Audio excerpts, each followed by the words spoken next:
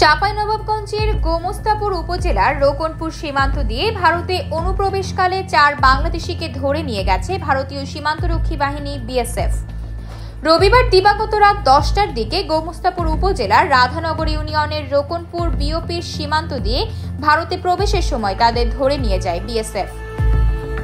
আটককৃতরা হলেন রাধানগর ইউনিয়নের রোকনপুর মহবুল ইসলামের ছেলে মোহাম্মদ মুকুল, মোশাররফের ছেলে আলিম, এক ইউনিয়নের সাগরাইল গ্রামের ইসহাকের ছেলে দুরুল হুদা ও মোহাম্মদ মতিউরের ছেলে বাবু। পরিবারের সদস্য, স্থানীয় বাসিন্দা ও রাধানগর ইউনিয়ন পরিষদের চেয়ারম্যান মামুনুর রশিদ জানান, সীমান্ত ঘেঁষা গ্রাম রোকনপুর ও সাগরিলের কয়েকজন যুবক ভারতে গরু আনতে গেলে ভারতে অনুপ্রবেশের সময় 4 জনকে আটক করে নিয়ে যায় বিএসএফ।